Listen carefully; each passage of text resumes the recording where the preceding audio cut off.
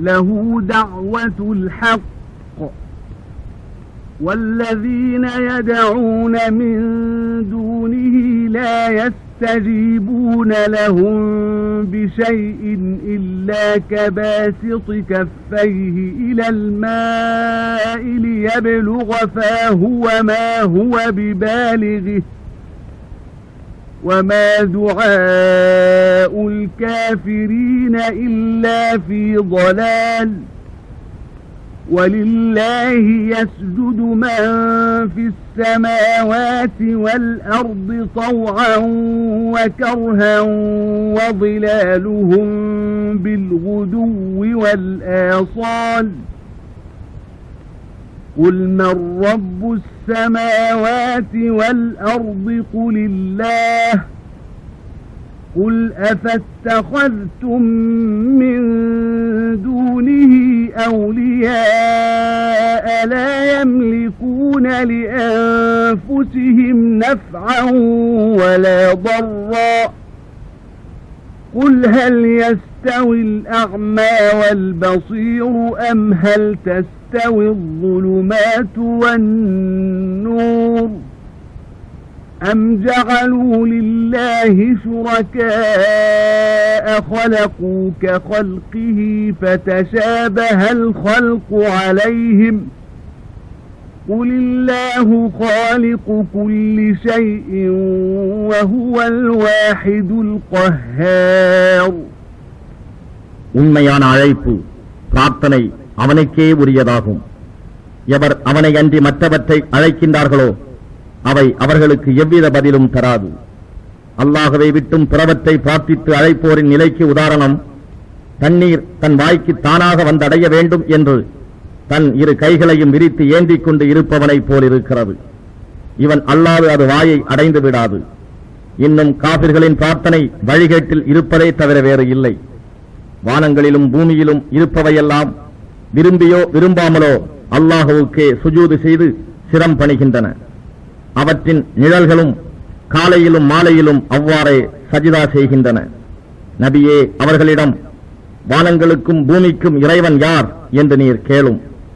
அவன் அல்லாஹ்தான் என்று நீரே கூறும். அவ்வாறு இருக்க நீங்கள் அவனை அன்றி வேறு தெய்வங்களை இரட்சகர்களாக எடுத்துக் கொள்கிறீர்களா? அவை தங்களுக்கே யாதொரு நன்மையும் தீமையும் செய்து கொள்ள சக்தியற்றவையாயிருக்கின்றன. மேலும் கூறும், குருடனும் பார்வை உடையவனும் சமமாவார்களா? அல்லது இருள்களும் ஒளியும் சமமாகுமா? அல்லது இவர்கள் இணையாக்கிக் கொண்டிருக்கும் தெய்வங்கள் அல்லாஹ் படைத்திருப்பதைப் போல் எதையும் படைத்திருக்கின்றனவா? அப்படி இருந்தால் இது யார் படைப்பு என்று அவர்களுக்கு குழப்பம் ஏற்பட்டிருக்கலாம். அவ்வாறு இல்லையே. எனவே நபியே, நீர் உறுதியாக கூறும், அல்லாஹ்வே எல்லா பொருட்களையும் படைக்கிறவன், அவன் ஒருவனே அனைத்தையும் அடக்கி ஆள்பவன் என்று. أنزل من السماء ماء فسالت أودية بقدرها فاحتمل السيل زبدا رابيا ومما يوقدون عليه في النار ابتغاء حلية أو متاع زبد مثله كذلك يضرب الله الحق والباطل فأما الزبد فيذهب جفاء وأما ما ينفع الناس فيمكث في الأرض كذلك يضرب الله الأمثال للذين استجابوا لربهم الحسنى والذين لم يستجيبوا له لو أن لهم ما في الأرض جميعا ومثله معه لافتدوا به أولئك لهم سوء الحساب ومأواهم جهنم وبئس المهاد. அவன்தான் வானத்திலிருந்து மழையை இறக்கினான். அப்பால் ஓடைகள் அவற்றின் அளவுக்கு தக்கபடி நீரை கொண்டு ஓடுகின்றன. அவ்வெள்ளம் நுரையை மேலே சுமந்து செல்கிறது. இவ்வாறே ஆபரணமோ அல்லது வேறு சாமான் செய்யவோ உலோகங்களை நெருப்பில் வைத்து உருக்கும் போதும் அதைப்போல் நுரை உண்டாகின்றது. இவ்வாறு சத்தியத்திற்கும் அசத்தியத்திற்கும் அல்லாஹ் ஊமை கூறுகின்றான். அழுக்கு நுரை பயனற்றதாக இருப்பதால் அழிந்து போய்விடுகிறது. ஆனால் மனிதர்களுக்கு பயனளிக்க கூடியதோ பூமியில் தங்கிவிடுகிறது. இவ்வாறே அல்லாஹ் ஊமைகளை கூறுகிறான். எவர் தம் இறைவனின் கட்டளைகளை ஏற்றுக்கொள்கிறார்களோ அவர்களுக்கு அது அழகிய நன்மையாகும். இன்னும் எவர் அவனை இவ்வாறு ஏற்றுக்கொள்ளவில்லையோ அவர்களுக்கு பூமியில் உள்ள பொருள்கள் யாவும் சொந்தமாக இருந்து அத்துடன் அதை போன்ற இன்னொரு பாகமும் இருந்து மறுமையில் வேதனையில் இருந்து தப்பித்துக் கொள்ள அவற்றை எல்லாம் மீட்டுப் பொருளாக கொடுத்துவிடவே விரும்புவார்கள். ஆனால் இது பயனை அளிக்காது. அவர்களுக்கு கேள்வி கணக்கு மிகவும் கடினமாக இருக்கும். அவர்கள் தங்குமிடம் நரகமே ஆகும். அது மிகவும் கெட்ட புகலிடமும் ஆகும்.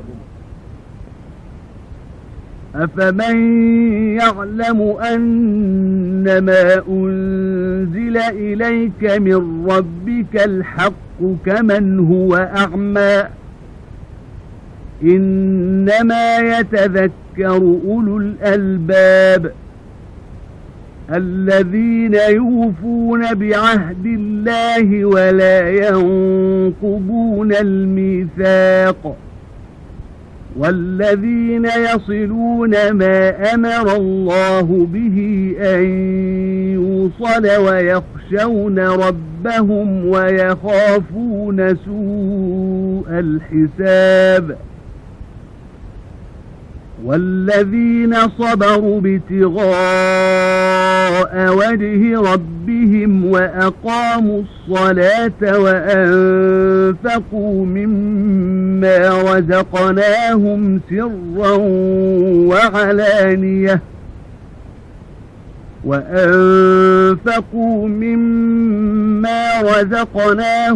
سرا وعلانية ويدرؤون بالحسنة السيئة أولئك لهم عقبى الدار جنات عدن يدخلونها ومن صلح من آبائهم وأزواجهم وذرياتهم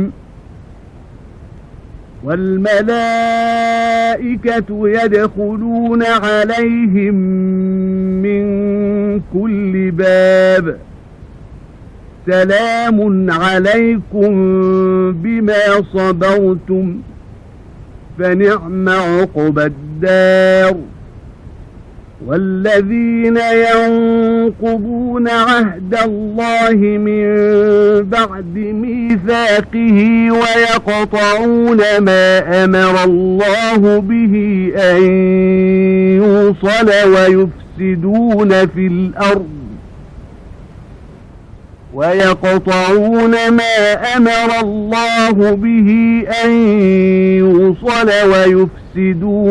الأرض أولئك لهم اللعنة ولهم سوء الدار.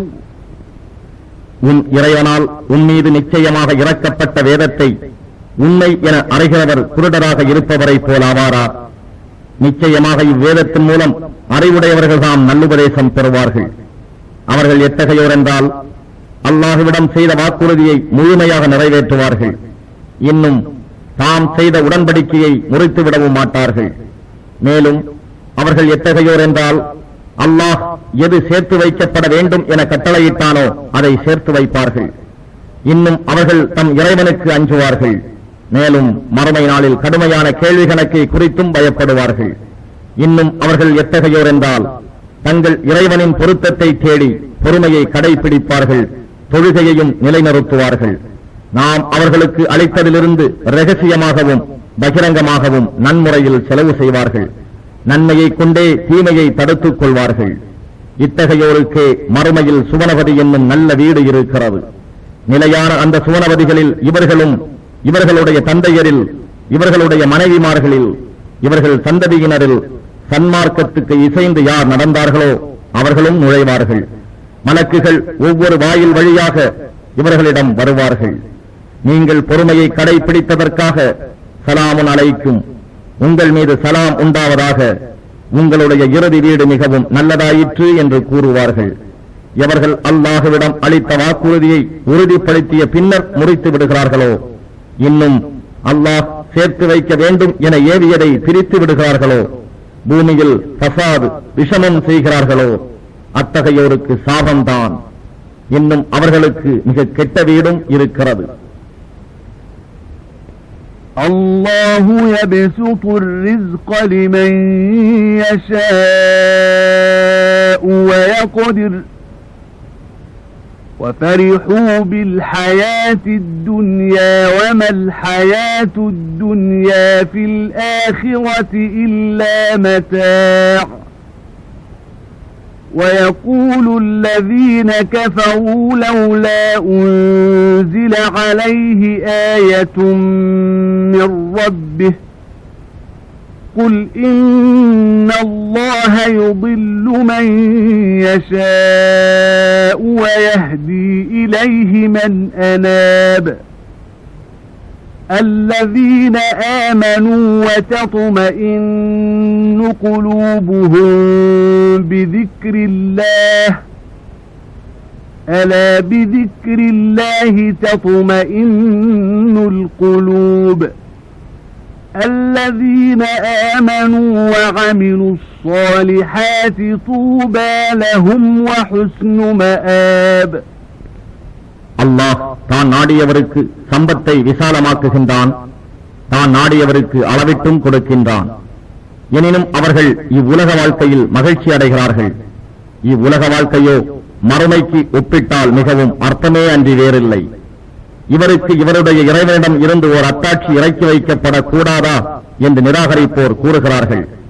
நபியே, நீர் கூறும், நிச்சயமாக அல்லாஹ் தான் நாடியவரை வழிகடச் செய்கிறான், தன்பால் எவர் திரும்புகிறாரோ அத்தகையோருக்கு நேர் வழிகாட்டுகிறான் என்று. நேர் வழி பெறும் அவர்கள் எத்தகையோர் என்றால், அவர்கள் தாம் முற்றிலும் ஈமான் கொண்டவர்கள். மேலும் அல்லாஹுவை நினைவு கூறுவதால் அவர்களுடைய இதயங்கள் அமைதி பெறுகின்றன. அல்லாஹுவை நினைவு கூறுவது கொண்டு தியானத்தால் தான் இதயங்கள் அமைதி பெறுகின்றன என்பதை அறிந்து கொள்க. எவர்கள் ஈமான் கொண்டு நற்கர்மங்கள் புரிகின்றார்களோ அவர்களுக்கு எல்லா நற்பாக்கியங்களும் உண்டு. இன்னும் முடிவில் அழகிய இருப்பிடமும் உண்டு. كذلك أرسلناك في أمة قد خلت من قبلها لتتلو عليهم الذي أوحينا إليك وهم يكفرون بالرحمن قل هو ربي لا إله إلا هو عليه توكلت وإليه متاب ولو أن قرآنا سيرت به الجبال أو قطعت به الأرض أو كلم به الموتى بل لله الأمر جميعا أفلم ييأس الذين آمنوا أن لو يشاء الله لهدى الناس جميعا ولا يزال الذين كفروا تصيبهم بما صنعوا قارعة أو تحل قريبا من دارهم حتى يأتي وعد الله إن الله لا يخلف الميعاد.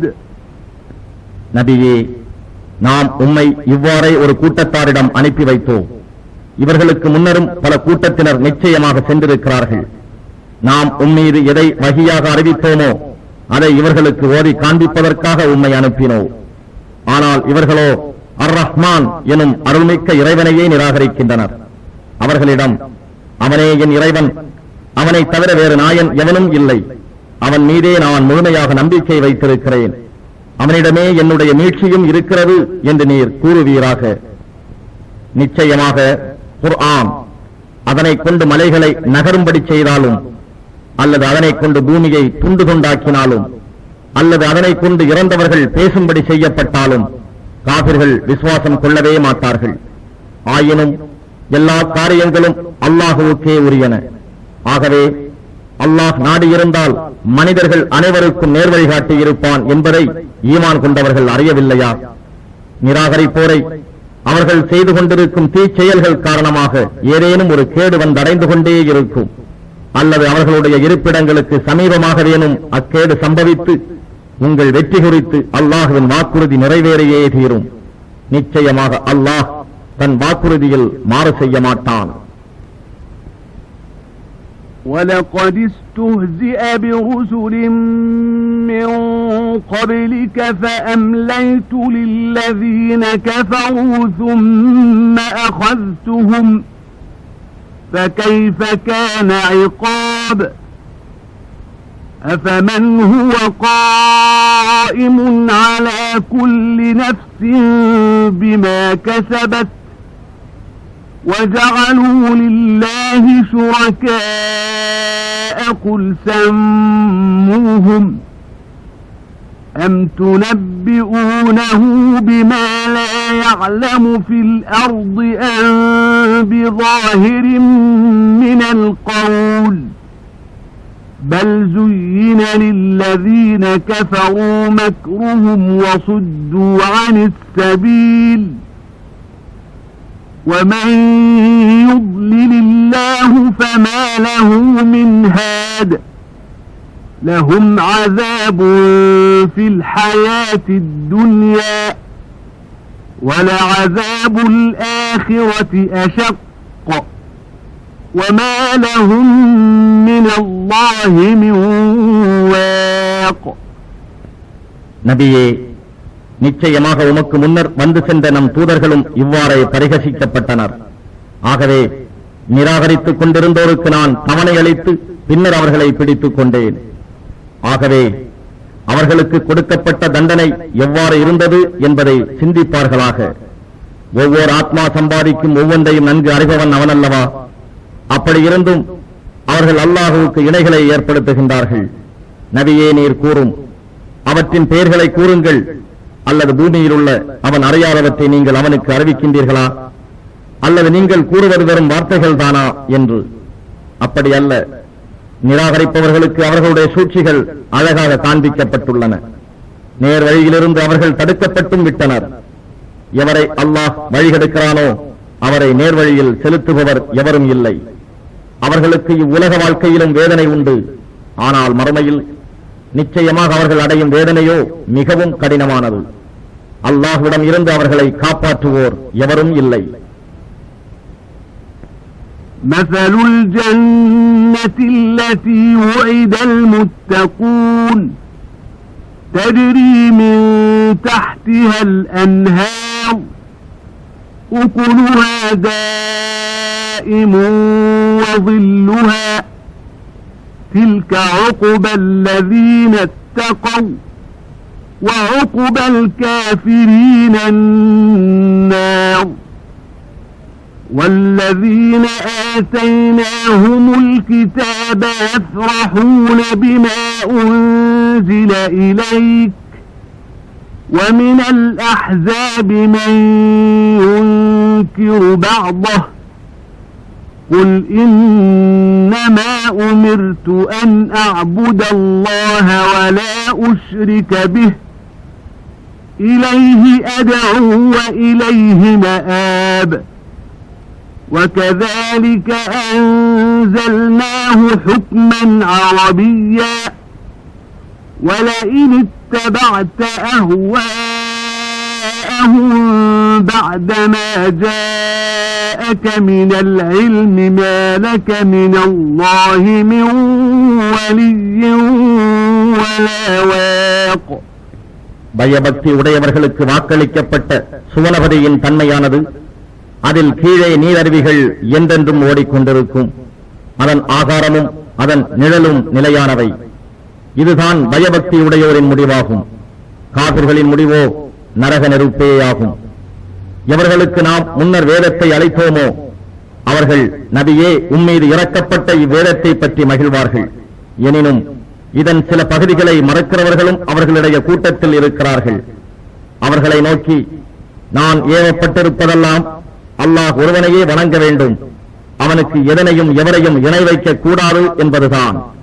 நான் உங்களை அவன் பக்கமே அழைக்கின்றேன், அவன்பாலே என் மீட்சியும் இருக்கிறது என்று நபியே நீர் கூறுவீராக. நபியே, இவ்வாறே அரபி மொழியில் சட்ட திட்டங்களை கொண்டதாக இவ்வேதத்தை நாம் இறக்கி வைத்திருக்கின்றோம். எனவே உமக்கு ஞானம் வந்த பின்னரும் அவர்களுடைய வீணான இச்சைகளை நீர் பின்பற்றினால் அல்லாஹுவிடம் இருந்து உம்மை ரட்சிக்கும் உற்ற உதவியாளரோ பாதுகாவலரோ எவரும் உமக்கு கிடைக்க மாட்டார். وَلَقَدْ أَرْسَلْنَا رُسُلًا مِّن قَبْلِكَ وَجَعَلْنَا لَهُمْ أَزْوَاجًا وَذُرِّيَّةً وَمَا كَانَ لِرَسُولٍ أَن يَأْتِيَ بِآيَةٍ إِلَّا بِإِذْنِ اللَّهِ لِكُلِّ أَجَلٍ كِتَابٌ يَمْحُو اللَّهُ مَا يَشَاءُ وَيُثْبِتُ وَعِندَهُ أُمُّ الْكِتَابِ وَإِمَّا نُرِيَنَّكَ بَعْضَ الَّذِي نَعِدُهُمْ أَوْ نَتَوَفَّيَنَّكَ فَإِنَّمَا عَلَيْكَ الْبَلَاغُ وَعَلَيْنَا الْحِسَابُ أَوَلَمْ يَرَوْا أَنَّا نَأْتِي الْأَرْضَ نَنقُصُهَا مِنْ أَطْرَافِهَا وَاللَّهُ يَحْكُمُ لَا مُعَقِّبَ لِحُكْمِهِ وَهُوَ سَرِيعُ الْحِسَابِ وَقَدْ مَكَرَ الَّذِينَ مِنْ قَبْلِهِمْ فَلِلَّهِ الْمَكْرُ جَمِيعًا يَعْلَمُ مَا تَكْسِبُ كُلُّ نَفْسٍ وَسَيَعْلَمُ الْكُفَّارُ لِمَنْ عُقْبَى الدَّارِ وَيَقُولُ الَّذِينَ كَفَرُوا لَسْتَ مُرْسَلًا قُلْ كَفَى بِاللَّهِ شَهِيدًا بَيْنِي وَبَيْنَكُمْ وَمَنْ عِندَهُ عِلْمُ الْكِتَابِ நபியே, நிச்சயமாக உமக்கு முன்னரும் நாம் தூதர்களை அனுப்பி வைத்தோம். அவர்களுக்கும் மனைவியரையும் சந்ததிகளையும் நாம் ஏற்படுத்தி இருந்தோம். மேலும் எந்த தூதரும் அல்லாஹுவின் அனுமதி இல்லாமல் எந்த அத்தாட்சியையும் கொண்டு வந்ததில்லை. ஒவ்வொன்றுக்கும் தவணை எழுதப்பட்டுள்ளது. எனினும் தான் நாடியதை அதிலிருந்து அல்லாஹ் அழித்து விடுவான், தான் நாடியதை அதில் நிலைத்திருக்கவும் செய்வான். அவனிடத்திலேயே உம்முல் கிதாப் மூல பதிவேடும் இருக்கிறது. நபியே, அவர்களுக்கு நாம் வாக்களித்தவற்றில் சிலதை வாழ்நாளிலேயே கண்ணால் நீர் காணும்படி செய்தாலும் அல்லது அதற்கு முன்னரே நாம் உம்மை கைப்பற்றிக் கொண்டாலும் அதை பற்றி நீர் விசாரப்பட வேண்டாம். உம்முடைய கடமையெல்லாம் நம்முடைய கட்டளையை அவர்களிடம் சேர்ப்பிப்பதுதான். அவர்களிடம் கணக்கு வாங்குதல் நம்மிடம் இருக்கிறது. பூமியை அதன் அருகுகளிலிருந்து நாம் படிப்படியாக குறைத்து வருகிறோம் என்பதை அவர்கள் பார்க்கவில்லையா? மேலும் அல்லாஹ்வே தீர்ப்பளிப்பவன், அவன் தீர்ப்பை தள்ளி வைப்போர் எவரும் இல்லை. மேலும் அவன் கேள்வி கணக்கு கேட்பதில் மிகவும் தீவிரமானவன். நபியே, இவர்களுக்கு முன் இருந்தவர்களும் இவ்வாறே பல சூழ்ச்சிகளை செய்து கொண்டிருந்தனர். எனினும் எல்லா சூழ்ச்சிகளின் முடிவுகளும் அல்லாஹ்விடமே இருக்கின்றன. ஒவ்வொரு ஆத்மா சம்பாதித்ததையும் அவன் நன்கு அறிவான். மேலும் மறுமையில் எவர்களுக்கு நல்ல வீடு உரியது என்பதை காபிர்கள் சீக்கிரத்தில் அறிந்து கொள்வார்கள். நபியே, நீர் இறைவனால் அனுப்பப்பெற்ற தூதர் அல்லர் என்று காபிர்கள் சொல்கிறார்கள். எனக்கும் உங்களுக்கும் இடையே சாட்சியாக இருக்க அல்லாஹுவும் வேத ஞானம் யாரிடம் இருக்கிறதோ அவர்களும் போதுமானவர்கள் என்று நீர் கூறிவிடுவீராக. பிஸ்மில்லாஹிர் ரஹ்மானிர் ரஹீம். அலிஃப் லாம் ரா. كتاب أنزلناه إليك لتخرج الناس من الظلمات إلى النور بإذن ربهم إلى صراط العزيز الحميد.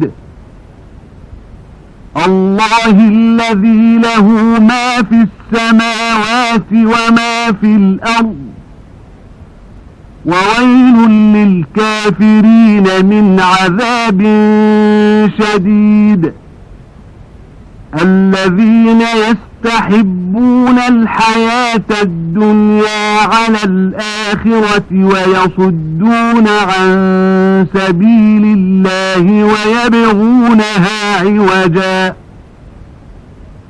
أولئك في ضلال بعيد وما أرسلنا من رسول إلا بلسان قومه ليبين لهم فيضل الله من يشاء ويهدي من يشاء وهو العزيز الحكيم அளவற்ற அருளாளனும் நிகரற்ற அன்புடையவனுமாகிய அல்லாஹுவின் திருப்பெயரால் துவங்குகின்றேன். அலிஃப் லாம் ரா. நபியே, இது வேதமாகும். மனிதர்களை அவர்களுடைய இறைவனின் அனுமதியை கொண்டு இருள்களிலிருந்து வெளியேற்றி பிரகாசத்தின்பால் நீர் கொண்டு வருவதற்காக இவ்வேதத்தை நாமே உம்மீது இறக்கியிருக்கின்றோம். புகழுக்கு உரியவனும் வல்லமை மிக்கோனுமாகிய அல்லாஹுவின் பாதையில் அவர்களை நீர் கொண்டு வருவீராக.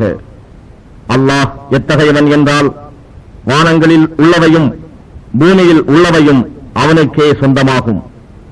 இன்னும் இதை நிராகரிப்போருக்கு கடினமான வேதனையினால் பெருங்கேடுதான். இவர்கள் மறுமையை விட இவ்வுலக வாழ்க்கையையே அதிகமாக நேசிக்கிறார்கள். அல்லாஹுவின் வழியை விட்டும் மற்றவர்களையும் தடுக்கின்றார்கள். அதில் கோணலையும் உண்டாக்க விரும்புகிறார்கள். இவர்கள் மிகவும் தூரமான வழிகேட்டிலேயே இருக்கின்றார்கள். ஒவ்வொரு தூதரையும் அவருடைய சமூகத்தாருக்கு அவர் விளக்கி கூறுவதற்காக அவர்களுடைய மொழியிலேயே போதிக்கும்படி நாம் அனுப்பி வைத்தோம். அல்லாஹ் தான் நாடியோரை வழி தவறச் செய்கின்றான், தான் நாடியோருக்கு நேர்வழியையும் காண்பிக்கின்றான். அவன் வல்லமை மிக்கவனாகவும் ஞானமுடையவனாகவும் இருக்கின்றான். وَلَقَدْ أَرْسَلْنَا مُوسَى بِآيَاتِنَا أَنْ أَخْرِجْ قَوْمَكَ مِنَ الظُّلُمَاتِ إِلَى النُّورِ وَذَكِّرْهُم بِأَيَّامِ اللَّهِ إِنَّ فِي ذَلِكَ لَآيَاتٍ لِكُلِّ صَبَّارٍ شَكُورٍ وَإِذْ قَالَ مُوسَى لِقَوْمِهِ اذْكُرُوا نِعْمَةَ اللَّهِ عَلَيْكُمْ إِذْ أَنْجَاكُمْ مِنْ آلِ فِرْعَوْنَ يَسُومُونَكُمْ سُوءَ الْعَذَابِ وَيُذَبِّحُونَ أَبْنَاءَكُمْ وَيَسْتَحْيُونَ نِسَاءَكُمْ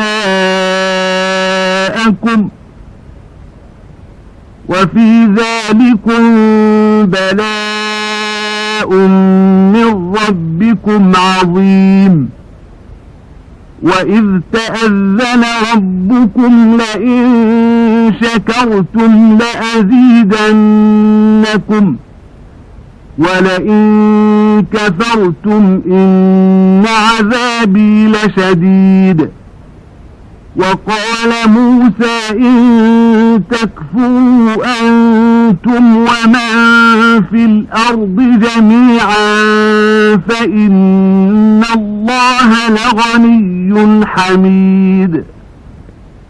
நிச்சயமாக நாம் மூசாவை நம்முடைய அத்தாட்சிகளை கொண்டு அனுப்பி வைத்து நீர் உம்முடைய சமூகத்தினரை இருள்களிலிருந்து வெளியேற்றி பிரகாசத்தின்பால் கொண்டு வாரும். அல்லாஹுவின் கட்டளை கொண்டு நிகழ்ந்த பல சம்பவ நாட்களை அவர்களுக்கு நினைவூட்டும் என்று கட்டளையிட்டோ. நிச்சயமாக இதில் பொறுமையுடையோர், நன்றி செலுத்துவோர் எல்லோருக்கும் படிப்பினைகள் இருக்கின்றன. மூசா தம் சமூகத்தாரிடம், ஃபிரௌனுடைய கூட்டத்தாரிடம் இருந்து அல்லாஹ் உங்களை காப்பாற்றிய போது அல்லாஹ் உங்களுக்கு புரிந்த அருட்கொடையை நினைத்து பாருங்கள்.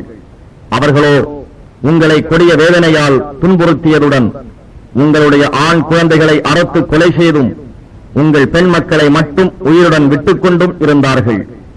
இதில் உங்கள் இறைவனிடம் இருந்து உங்களுக்கு மகத்தான சோதனை ஏற்பட்டு இருந்தது என்று கூறினார். இதற்காக எனக்கு நீங்கள் நன்றி செலுத்தினால் உங்களுக்கு நிச்சயமாக நான் என் அருளை அதிகமாக்குவேன். அவ்வாறில்லாது நீங்கள் மாறு செய்தீர்களானால் நிச்சயமாக என்னுடைய வேதனை மிக கடுமையானதாக இருக்கும் என்று அறிக்கையிட்டதையும் நினைவு கூறுங்கள். மேலும் தம் சமூகத்தாரிடம் நீங்களும் பூமியில் உள்ள அனைவரும் சேர்ந்து மாறு செய்த போதிலும் அவனுக்கு யாரொரு நஷ்டமும் ஏற்படாது. நிச்சயமாக அல்லாஹ் தேவையற்றோனும் புகழுடையோனுமாக இருக்கின்றான் என்றும் கூறினார். أَلَمْ يَأْتِكُمْ نَبَأُ الَّذِينَ مِنْ قَبْلِكُمْ قَوْمِ نُوحٍ وَعَادٍ وَثَمُودَ وَالَّذِينَ مِنْ بَعْدِهِمْ لَا يَعْلَمُهُمْ إِلَّا اللَّهُ جاءتهم رسلهم بالبينات فردوا أيديهم في أفواههم وقالوا إنا كفرنا بما أرسلتم به وإنا لفي شك مما تدعوننا إليه مريب. قالت رسلهم أفي الله شك فاطر السماوات والأرض يدعوكم ليغفر لكم من ذنوبكم ويؤخركم إلى أجل مسمى قالوا إن أنتم إلا بشر مثلنا تريدون أن تصدونا عما كان يعبد آباؤنا فأتونا بسلطان مبين.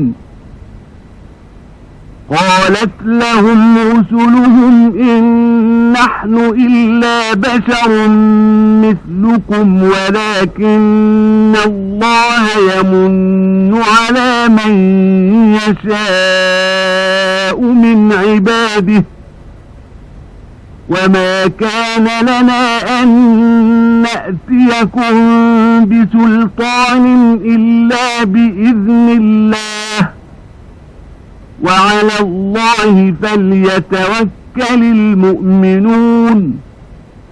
وما لنا ألا نتوكل على الله وقد هدانا سبلنا ولنصبرن على ما آذيتمونا وعلى الله فليتوكل المتوكلون. உங்களுக்கு முன் சென்று போன நூஹ், ஆத், சமூது போன்ற சமூகத்தாரின் செய்திகளும் அவர்களுக்கு பின் வந்தவர்களுடைய செய்திகளும் உங்களுக்கு வரவில்லையா? அவர்களை அல்லாஹ்வை தவிர வேறு எவரும் அறியார். அவர்களிடத்தில் அல்லாஹ் அனுப்பி அவர்களுடைய இறை தூதர்கள் தெளிவான அத்தாட்சிகளை கொண்டு வந்தார்கள். அப்போது அவர்களுடைய கைகளை அவர்களுடைய வாய்களின் பக்கம் தட்டிவிட்டு நீங்கள் எதை கொண்டு அனுப்பப்பட்டிருக்கின்றீர்களோ அத்தூதை நிச்சயமாக நாங்கள் நிராகரிக்கின்றோம். அன்றியும் நீங்கள் எங்களை எதன்பால் அழைக்கிறீர்களோ அதை பற்றியும் நாங்கள் பெரும் சந்தேகத்தில் இருக்கிறோம் என்று கூறினார்கள். அதற்கு இறைவன் அனுப்பிய அவர்களுடைய தூதர்கள் வானங்களையும் பூமியையும் படைத்த அல்லாஹ்வை பற்றியா உங்களுக்கு சந்தேகம்? அவன் உங்களுடைய பாவங்களை மன்னிப்பதற்காக உங்களை அழைக்கின்றான்.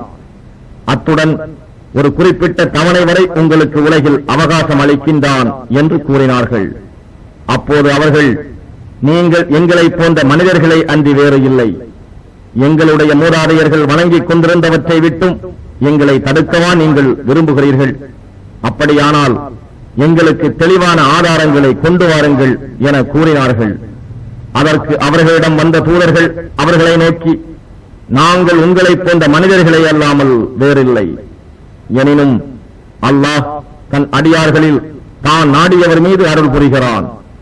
அல்லாஹ்வின் அனுமதியின்றி நாங்கள் உங்களுக்கு எந்த ஓர் ஆதாரத்தையும் கொண்டு வருவதற்கு இல்லை. இன்னும் உறுதியாக நம்பிக்கை கொண்டோர் எல்லாம் அல்லாஹ்வின் மீதே உறுதியாக நம்பிக்கை வைக்கட்டும் என்று கூறினார்கள். அல்லாஹ்வின் மீதே நாங்கள் உறுதியான நம்பிக்கை கொள்ளாமல் இருக்க எங்களுக்கு என்ன நேர்ந்தது? நிச்சயமாக அவன்தான் எங்களுடைய வழிகளையும் எங்களுக்கு நிச்சயமாக நேர்படுத்தி காட்டினான். நீங்கள் எங்களுக்கு கொடுக்கும் துன்பத்தை நிச்சயமாக பொறுத்துக் கொள்வோம். உறுதியாக நம்பிக்கை வைப்போர் அல்லாஹ்வின் மீதே உறுதியாக நம்பிக்கை வைக்கட்டும் என்றும் கூறினார்கள். وقال الذين كفروا لرسلهم لنخرجنكم من أرضنا أو لتعودن في ملتنا فأوحى إليهم ربهم لنهلكن الظالمين ولنسكننكم الأرض من بعدهم ذلك لمن خاف مقامي وخاف وعيد واستفتحوا وخاب كل جبار عنيد من ورائه جهنم ويسقى من ماء صديد يتجرعه ولا يكاد يسيغه ويأتيه الموت من كل مكان وما هو بميت ومن ورائه عذاب غليظ مثل الذين كفروا بربهم أعمالهم كرماد اشتدت به الريح في يوم عاصف لا يقدرون مما كسبوا على شيء ذلك هو الضلال البعيد.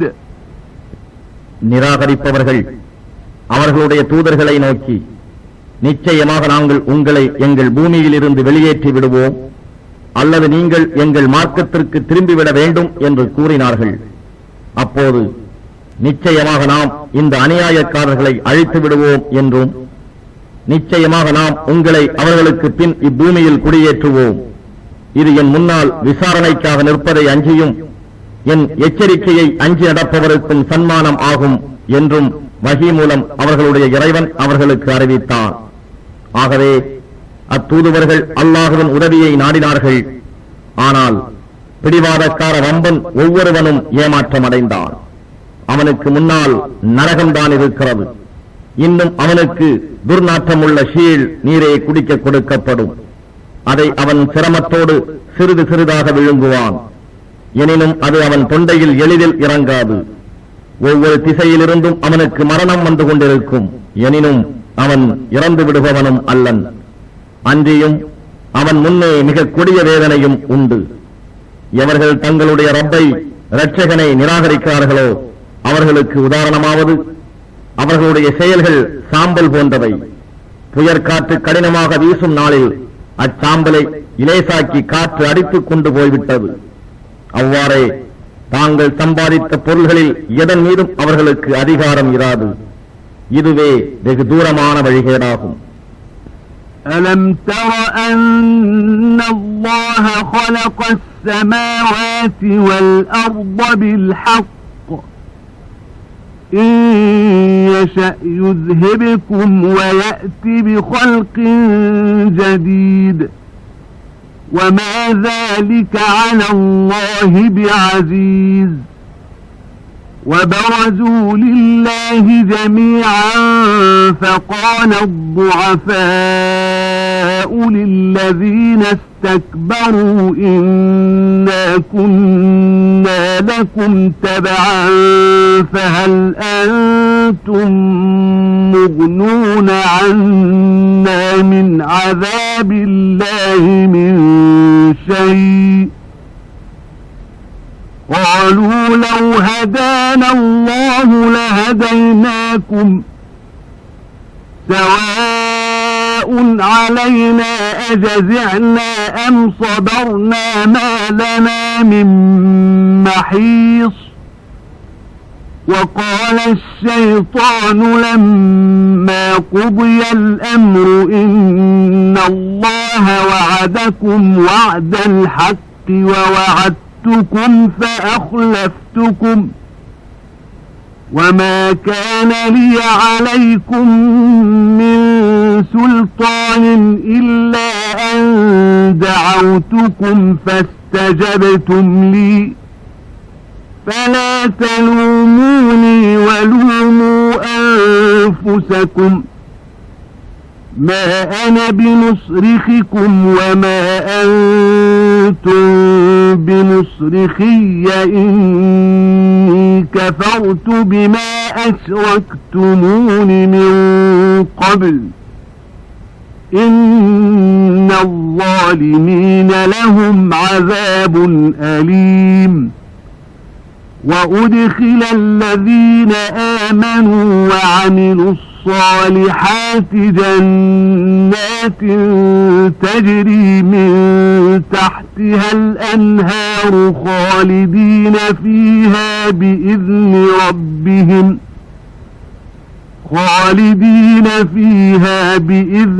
ربهم تحيتهم فيها سلام. நிச்சயமாக அல்லாஹ் வானங்களையும் பூமியையும் உண்மையை கொண்டே படைத்திருக்கின்றான் என்பதை நீ பார்க்கவில்லையா? அவன் நாடினால் உங்களை போக்கிவிட்டு புதியதொரு படைப்பை கொண்டு வருவான். இன்னும் இது அல்லாஹுவுக்கு கடினமானதும் அல்ல. அன்றியும் அனைவரும் வெளிப்பட்டு மறுமை நாளில் அல்லாஹுவின் சமூகத்தில் நிற்பார்கள். அப்போது இவ்வுலகில் பலவீனமாக இருந்தவர்கள் இவ்வுலகில் பெருமையடித்துக் கொண்டிருந்தவர்களை நோக்கி, நிச்சயமாக நாங்கள் உலகில் உங்களை பின்தொடர்பவர்களாக இருந்தோம். இப்போது நீங்கள் அல்லாஹ் வழங்க இருக்கும் வேதனையிலிருந்து எதையேனும் எங்களை விட்டு நீங்கள் தடுக்க முடியுமா என்று கேட்பார்கள். அதற்கு அவர்கள், அல்லாஹ் எங்களுக்கு ஏதாவது வழியை காட்டினால் நாங்கள் அவ்வழியை உங்களுக்கு காட்டுவோம். தப்பிக்க வழியை இன்றி வேதனையை அஞ்சி நாம் பதறி கலங்கினாலும் அல்லது பொறுமையாக இருந்தாலும் நமக்கு ஒன்றுதான், வேறு புகலிடமே நமக்கு இல்லையே என்று கை சேதப்பட்டு கூறுவார்கள்.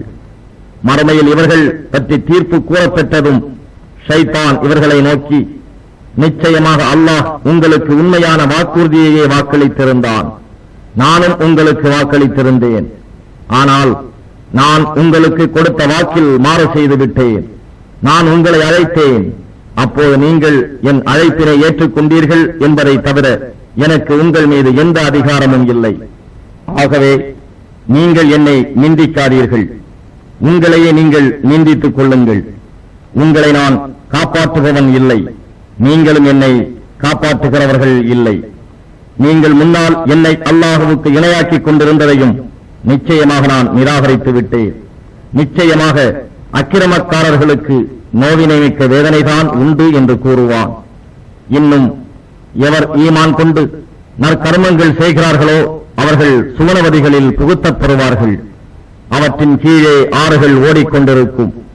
தங்கள் ரப்புடைய அனுமதியை கொண்டு அவர்கள் என்றென்றும் அவற்றில் தங்கியிருப்பார்கள். அங்கு அவர்களுடைய காணிக்கையாவது சலாமும் சாந்தியும் சமாதானமும் உண்டாகுக என்பதாகும்.